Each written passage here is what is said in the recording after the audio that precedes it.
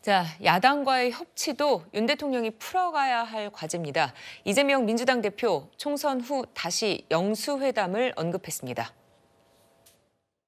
윤석열 대통령께서 이제 만약에 영수회담 제안을 하시면 응하실 생각이 있으신지, 혹시 아니면은 또 제안을 따로 하실 생각이 있으신지? 정치라고 하는 게 근본적으로 대화하고 타협하는 것인데 당연히 만나고 당연히 대화해야지요. 지금까지 못한 것이 아쉬울 뿐입니다. 혹시 다시 제안하실 생각도 있으신가요? 당연히 이 나라 국정을 책임지고 계신 윤석열 대통령께서도 야당의 협조, 협력이 당연히 필요할 것입니다. 존중하고 대화하고 또 이견이 있는 부분에 대해서는 서로 타협해야 되는 것이 맞습니다. 그거는 민주공화국 대한민국의 기본적인 헌정 질서 아니겠습니까? 네, 박상규 의원님 말씀하시죠. 네, 저 짧은 싱크 동안에 가장 많이 나온 단어 들어보셨어요? 당연히가 5번 나옵니다. 당연하다는 거예요. 만나서 대화하는 거가 당연하다.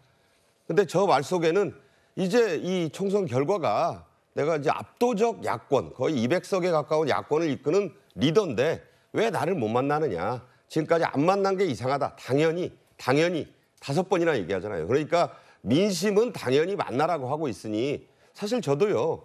여야 영수회담이란 말에는 동의하지 않습니다. 이 영수라는 게 이게 조선시대 유림에서 나온 말이에요. 그러니까 그냥 여야 대표회담 정도가 좋은데 그렇다고 해서 대통령이 여당 뭐 대표는 아니니까 여야 영수회담. 그러니까 거대 야당의 대표를 대통령이 이제는 직접 만날 때가 됐다. 무슨 의제가 없이도 만나서 차 마시고 덕담하면서 총선 결과에 대해서도 얘기하고 대통령이 그렇게 하는 모습을 국민들이 바라고 있다는 점에서 우선 형식과 의제에 제한을 두지 말고 만나는 것은 너무나 당연하다. 저는 그렇게 보고 있고요. 네. 다만 대통령실 또 윤 대통령이 이관섭 비서실장을 통해서 한 얘기는 이게 이제 여당 대표는 그러면 어떻게 하느냐 하면서 이제 여야 대표와 이재명 대표를 껴서 만나는 형식을 지금 얘기하고 있는데 저는 그건 총선 전의 얘기고요. 이제 총선으로 세상이 바뀌었잖아요. 그러니까 이 현실도 인정하고 국민들이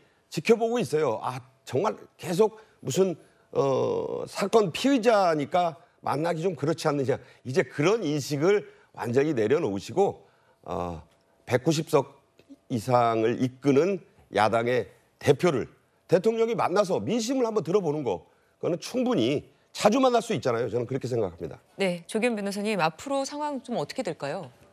저도 뭐 당연히 만나셔야 된다고는 보는데 과연 그럴까 싶은 생각이 또 듭니다. 이번에 네. 송파갑 당선인 뭐 개인적 의견인 것 같긴 한데 그분 말씀에 의하면 뭐 윤석열 대통령은 본인이 아는 한 역시 뭐 이 영수 회담 자체에 응하는 것을 항복으로 볼 것이고 뭐 이 피의자로 생각해서 안 만날 것이다 이런 얘기를 하시더라고요. 그러니까 개인적인 의견이긴 할 텐데 아마 그런 생각에는 변화가 있으실 거로는 보는데 이제 그 순서를 너무 따지시지는 말았으면 좋겠습니다. 그러니까 지금 물론 1차적으로 인적 쇄신이 필요하고 중요한데 뭐 22대 국회 출범 이후까지 기다리면서 일정을 보고 조율하고 생각을 하고 이런 이미지를 비춰지는 것은 만남 자체를 형식적인 걸로 생각한다는 인상을 비춰질 수가 있거든요. 지금은 어느 때보다 어쨌든 이 제1야당의 대표를 만나서 협력을 구하고 지금까지 이 소원했던 관계 이 과정에서 발생했던 국민들의 걱정 이런 부분에 대해서 허심탄회하게 대화를 나누시는 그 자체가 중요하기 때문에 시기나 일정을 조율하지 마시고 가능한 빠른 시간 내에 방법이나 의제에 관계없이 먼저 제안을 해서 만나시는 게 어떨까 싶습니다. 네, 총선 후 주목되는 윤 대통령의 쇄신과 또 행보 전망해 봤습니다.